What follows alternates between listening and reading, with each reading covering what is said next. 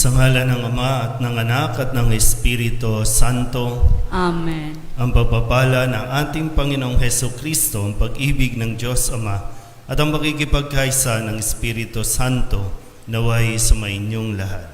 At sumaiyo rin. Mga kapatid, aminin natin ang ating mga kasalanan upang tayo'y maging marapat gumanap sa banal na pagdiriwang. Inaamin ko sa makapangyarihang Diyos at sa inyo mga kapatid, na lubha ako nagkasala sa isip, sa salita at sa gawa, at sa aking pagkukulang. Kaya isinasamo ko sa mahal na Birheng Maria, sa lahat ng mga anghel at mga banal, at sa inyo mga kapatid, na ako'y panalangin sa Panginoong ating Diyos. Kaawaan tayo ng makapangyarihang Diyos, patawarin tayo sa ating mga kasalanan at patnubayan tayo sa buhay na walang hanggan. Amen. Panginoon, kaawaan mo kami. Panginoon, kaawaan mo kami. Kristo, kaawaan mo kami. Kristo, kaawaan mo kami. Panginoon, kaawaan mo kami. Panginoon, kaawaan mo kami. Manalangin tayo. Ama naming makapangyarihan, lingid sa aming paningin ang mga inihanda mo para sa mga nagmamahal sa iyo. Padaluyin mo sa amin ang agos ng iyong pag-ibig upang sa pagmamahal namin sa iyo ng higit, makamtan namin ang iyong mga pangakong di malirip na hindi pa sumasagi sa isip namin o panaginip. Iniluluhog namin ito sa pamamagitan ni Jesucristo, kasama ng Espiritu Santo, magpasawalang hanggan. Amen. Magsiupo na po ang lahat.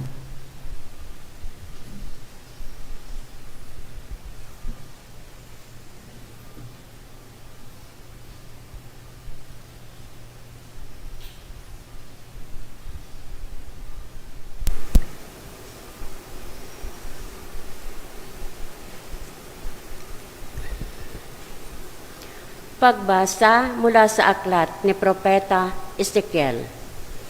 Ito ang sinasabi ng Panginoon. Ipakikita ko ang kabanalan ng dakila kong pangalan na nalapastangan sa harap ng mga bansa. Makikilala ng lahat na ako ang Panginoon kung maipakita ko na sa kanila ang aking kabanalan. Titipunin ko kayo mula sa iba't ibang bansa upang ibalik sa inyong bayan. Wiwisikan ko kayo ng tubig na dalisay upang kayo'y luminis. Aalisin ko rin ang maging mansa ninyo dahil sa inyong mga Diyos-Diyusan. Bibigyan ko kayo ng mga bagong puso at bagong espiritu. Ang masuwayin ninyong puso ay gagawin kong masunurin. Bibigyan ko kayo ng aking espiritu upang makalakad kayo ayon sa aking mga tuntunin at masunod ninyong mabuti ang aking mga utos. Ititira ko kayo sa lupaing ibinigay ko sa inyong mga ninuno. Kayo ang magiging bayan ko at ako ang inyong Diyos. Ang salita ng Diyos. Salamat sa Diyos, salmong tugunan. Kayo'y aking wiwisikan upang salay mahugasan. Ulitin po natin lahat. Kayo'y aking wiwisikan upang salay mahugasan. Isang pusong tapat sa aking likhain. Bigyan mo, O Diyos, ng bagong damdamin. Sa iyong harapay, huwag akong alisin. Ang Espiritu mo ang paghahariin. Kayo'y aking wiwisikan upang salay mahugasan. Ang galak na dulot ng iyong pagliligtas, ibalik at ako ay gawin mong tapat. Kung magkagayon aking tuturoang sa'yo'y lumapit ang makasalanan. Kayo'y aking wiwisikan upang salay mahugasan. Hindi mo nais ang mga panghandog sa haing sinunog na di ka nalulugod. Ang handog ko, O Diyos, na karapat-dapat, ay ang pagkumbabat pusong mapagtapat. Kayo'y aking wiwisikan upang salay mahugasan. Magsitayo na po ang lahat.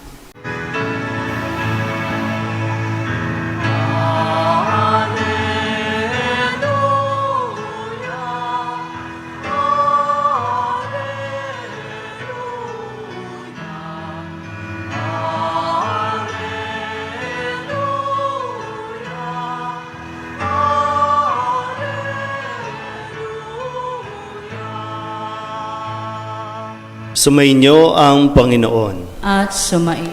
Ang mabuting balita ng Panginoon ayon kay San Mateo.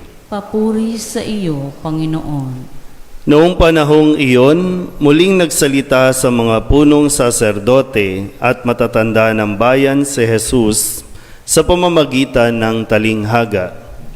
Sinabi niya, ang paghahari ng Diyos ay katulad nito. Naghandog ng isang piging ang isang hari sa kasal ng kanyang anak na lalaki. Sinugo niya ang kanyang mga alipin upang tawagin ang mga inanyayahan, ngunit ayaw nilang dumalo. Muli siyang nagsugo ng ibang mga alipin at kanyang pinagbilinan. Sabihin ninyo sa mga inanyayahan na naihanda ko na ang aking piging. Napatay na ang aking mga baka at mga pinatabang guya, at handa na ang lahat ng bagay. Halina kayo sa piging, ngunit hindi ito pinansin ng mga inanyayahan.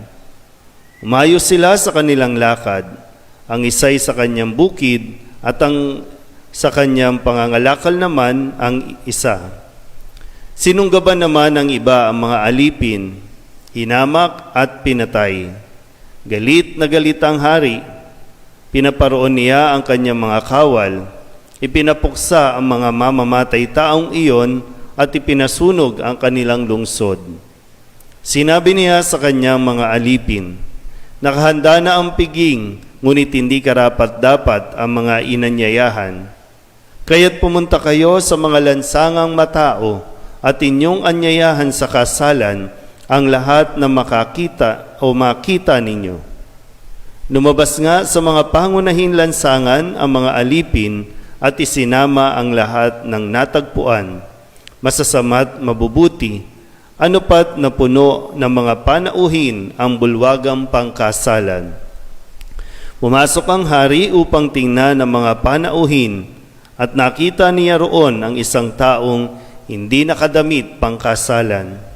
Kaibigan, bakit ka pumasok dito nang hindi nakadamit pangkasalan?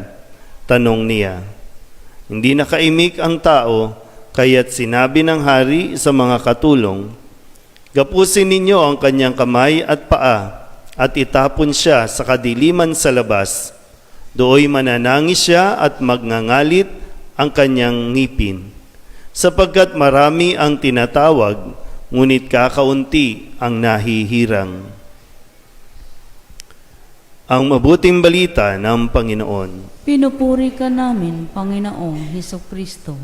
Magsiupo na po ang lahat. Isang mapagpalang umaga po sa inyong lahat. Sa pagpapatuloy ng pagpapaliwanag ni Kristo sa kung paano natin maiintindihan ang kaharian ng Diyos at ang kahariang ito ay sa langit. Gusto mo bang pumunta ng langit? Sigurado ba kayo?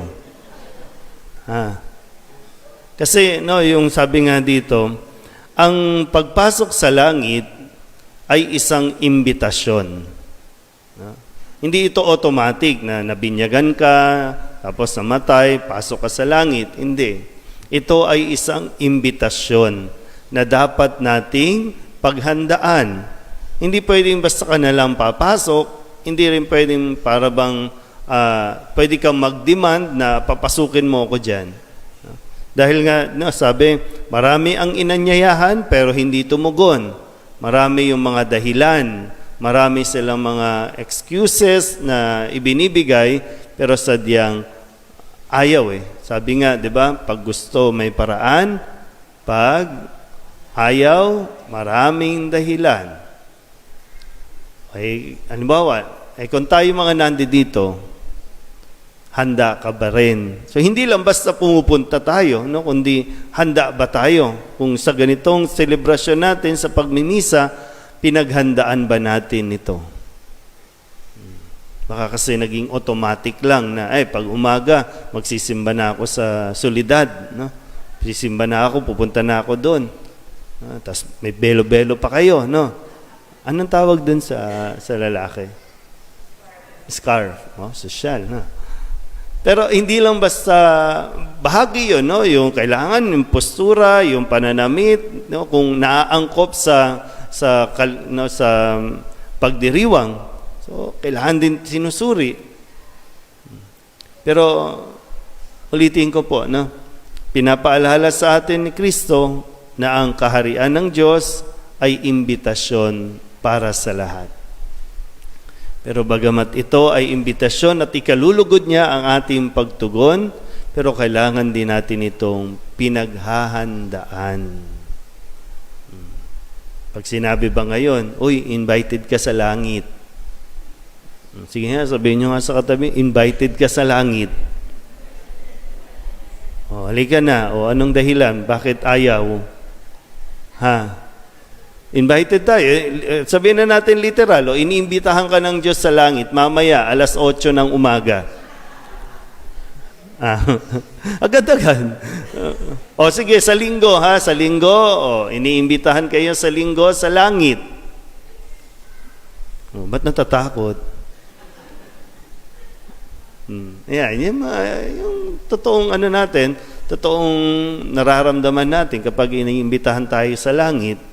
Kasi wala busy ka o kaya naman sadyang hindi ka pa talaga, ayaw mo pa talaga. Pero sana po, no, maging bukas tayong lahat sa imbitasyon ng Diyos. O anumang oras, anumang araw, anumang sandali ng buhay natin, nawa maging handa tayo lagi. Amen? Magsitayo po ang lahat. Inanyayahan tayo ng Diyos sa hapag ng buhay na walang hanggan sa langit. Tumawag tayo sa ating mapagmahal na Ama para sa ating mga pangangailangan. Ang ating pong itutugon, Panginoon, dinggin mo ang aming panalangin. Panginoon, dinggin mo ang aming panalangin.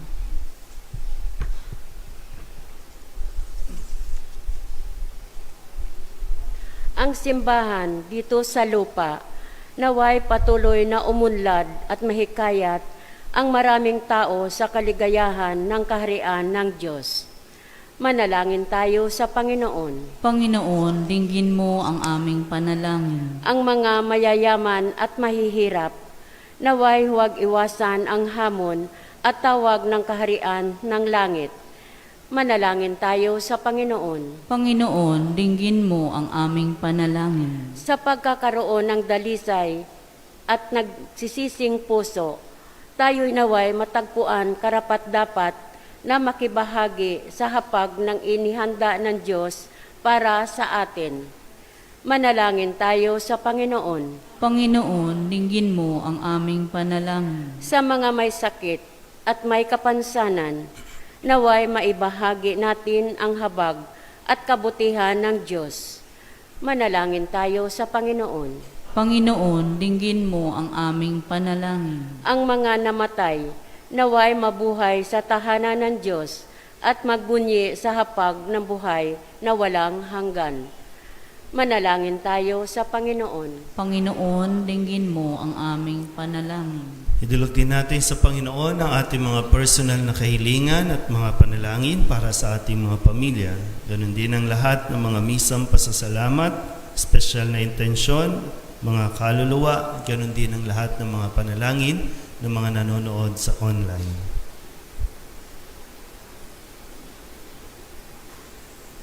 Ang lahat ng ito'y inihiling namin sa ngalan ni Kristo, aming Panginoon. Amen.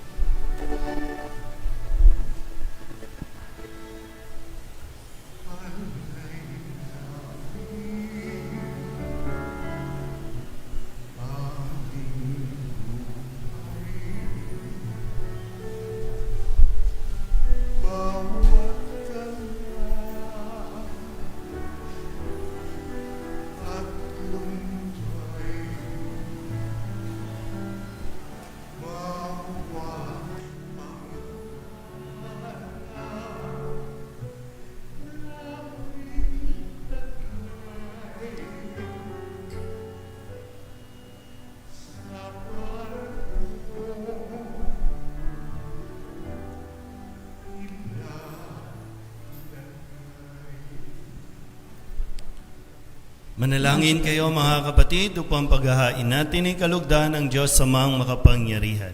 Tanggapin nawa ng Panginoon itong paghahain sa iyong mga kamay, sa kapurihan niya at karangalan sa ating kapakinabangan at sa buong sambayanan niyang banal. Ama naming lumikha, tanggapin mo ang mga alay upang maganap ang pagpapalitan ng iyong kaloob at na aming handog sa aming paghahain na iyon na ring ibinigay, para kami maging marapat na iyong paunlakan sa pamamagitan ni Hesukristo kasama ng Espiritu Santo magpasawalang hanggan. Amen. Sumainyo ang Panginoon.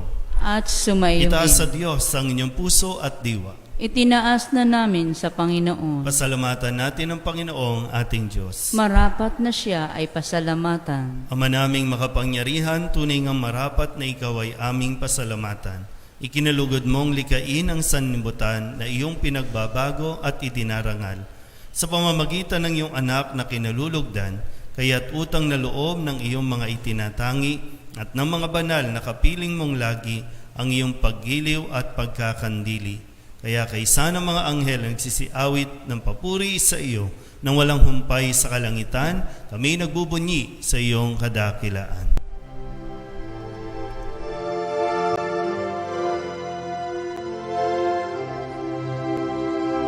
Santo, Santo, Santo, Panginoong Diyos makapangyarihan, napupuno ang langit at lupa ng kalwalhatian mo. Hosana sa kaitaasan, pinagpalang na paririto sa ngalan ng Panginoon. Hosana sa kaitaasan.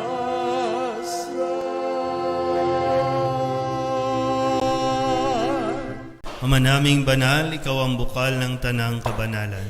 Kaya't sa pamamagitan ng iyong Espiritu, gawin mong banal ang kaloob na ito upang para sa aming maging katawan at dugo ng aming Panginoong Hesukristo. Bago niya pinagtiis ang kusang loob na maging handog, hinawakan niya ang tinapay, inasalamatan kaniya, pinaghati-hati niya iyon, iniabot sa kanyang mga alagad at sinabi, "Tanggapin ninyong lahat ito at kanin, ito ang aking katawan na ihahandog para sa iyo."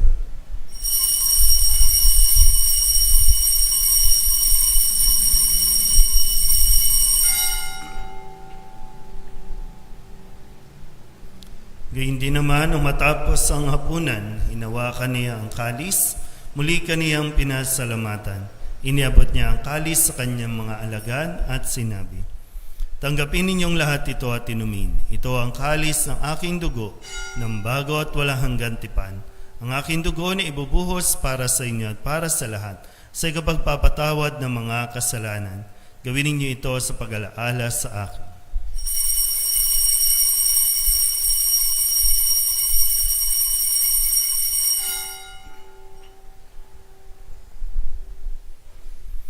Ipagbunyi natin ang misteryo ng pananampalataya. Si Kristo'y namatay, si Kristo'y nabuhay, si Kristo'y babalik sa wakas ng panahon. Ama, ginagawa namin ngayon ang pag-alaala sa pagkamatay at muling pagkabuhay ng iyong anak, kaya tiniaalay namin sa iyo ang tinapay na nagbibigay buhay at ang kalis na nagkakaloob ng kaligtasan. Kami nagpapasalamat dahil kami iyong minarapat na tumayo sa harap mo para maglingkod sa iyo. Isinasama namin kami magsasalo-salo sa katawan at dugo ni Kristo ay mabuklod sa pagkakaisa sa pamamagitan ng Espiritu Santo. Ama, lingapin mo ang iyong simbahang laganap sa buong daigdig. Puspusin mo kami sa pag-ibig kaysa ni Francisco na aming Papa at ni Jose na aming Obispo at ng Tanang Kaparian. Alalahanin mo rin ang mga kapatid namin na himlay na may pag-asang sila'y muling mabubuhay, gayon din ang lahat ng mga pumanaw. Kawaan mo sila at patuloyin sa iyong kaliwanagan. Kawaan mo at paghintapating kaming lahat na makasalo sa iyong buhay na walang wakas, kaysa ng mahal na Birheng Maria na ina ng Diyos, ng kabiyak ng puso niyang si San Jose, kaysa ng mga apostol at ng lahat ng mga banal na namuhay dito sa daigdig ng kalugod-lugod sa iyo. May pagdiwang nawa namin ng pagpupuri sa ikararangal mo sa pamamagitan ng iyong anak na aming Panginoong Heso Kristo. Sa pamamagitan ni Kristo, kasama niya at sa Kanya, ang lahat ng parangal at papuri ay sa iyo, Diyos Amang makapangyarihan, kasama ng Espiritu Santo, magpasawalang hanggan. Amen. Buong kababaang loob tayong tumawag sa ating Panginoon ng Ama namin.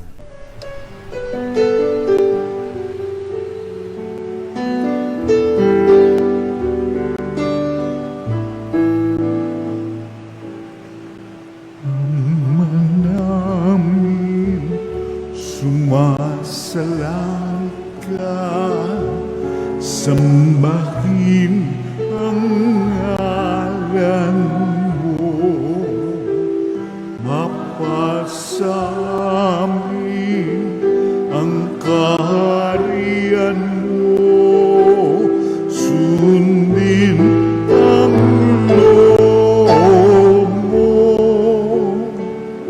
dito sa lupa para ng sa langit. Bigyan mo po kami ngayon ng aming kakanin sa araw-araw, at patawarin mo kami sa aming mga sala, para ng pagpapatawa namin sa nagkakasala sa amin,